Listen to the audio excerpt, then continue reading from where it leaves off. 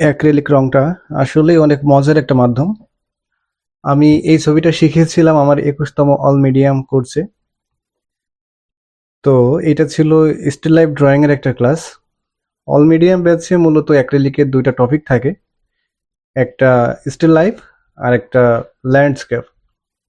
তো এর আগে অ্যাক্রিলিকের একদম শুরু থেকে শেষ পর্যন্ত কিভাবে কালার মিক্স করতে হয়, কালার ব্লেন্ড করতে হয়, লাইট, শ্যাডো, কিভাবে ডার্ক, কিভাবে লাইট করতে হয়, প্রতিটা বিষয়ই আলাদাভাবে শেখানোর পরে তারপরে স্টিল লাইফ শেখানো হয় যে কিভাবে কোনো জড় বস্তু বা সেটা হতে পারে কোনো আহ, অন্য কোনো বস্তু বা ফল, যে কোনো কিছু, এটা কিভাবে আঁকতে হবে,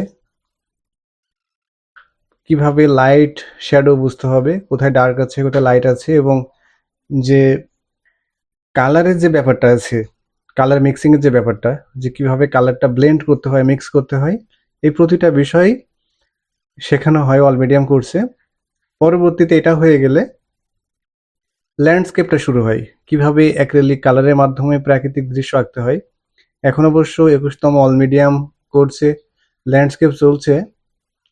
আর এই ভিডিওটা ছিল আমার একটা ক্লাসের, আমি স্টিল লাইফ শিখেছিলাম, সেখান থেকে আসলে ভিডিওটা আপনাদের জন্য আমি তৈরি করলাম।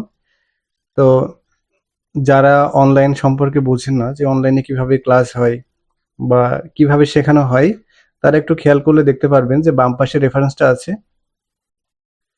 একদম শুরু থেকে শেষ পর্যন্ত আউটলাইন থেকে শুরু করে শেডিং সবকিছুই কিন্তু এভাবে স্টেপ বাই স্টেপ ধরে ধরে শেখানো হয়। ধন্যবাদ সবাইকে।